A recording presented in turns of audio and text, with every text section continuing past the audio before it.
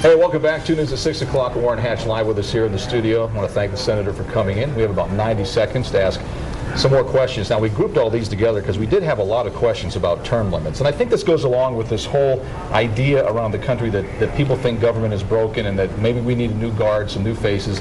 One person wrote in and said that he believes you voted or that you supported term limits when you very first ran. You said that was not necessarily true. Never have. I think term limits are the wrong way to go. And in fact, I think we have term limits already, and that's the ballot box. If people don't like what I'm doing and don't think I'm doing a good job, they have a very good way of limiting my term. But if you go to term limits, and that would usually mean 12 years for a senator, I can guarantee you a lot of those people in the last 6 years will be looking out for themselves rather than doing a job for their people. And look, Utah, I think, has captured an important thing. I've been there quite a long time. The South figured out, keep their senators there, and they'll have more power. Utah has a lot of strength back there because of two senators who basically are in everything and basically have been there long enough to know what to do. By the way, when I ran back in 1976, I did say to Senator Moss, I said, Senator Moss, 18 years is enough. If you're not voting in the best interests of Utah, they leave that last part off while they try to say I'm for term.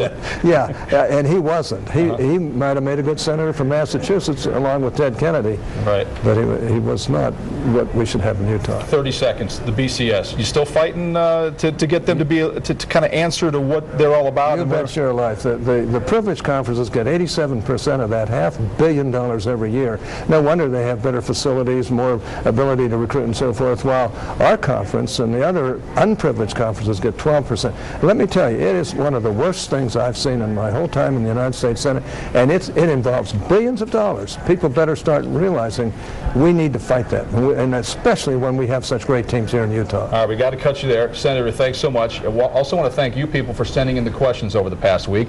Pretty insightful conversation here with the Senator. I want to remind you, too, that the Senator has an event here in Utah next week, the 23rd Annual Seniors Conference. It will be Friday at Little America at 9 a.m.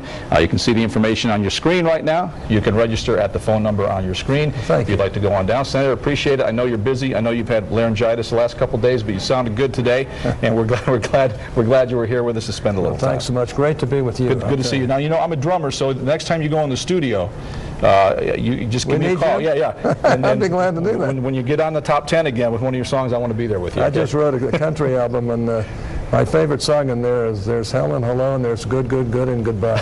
That's pretty good.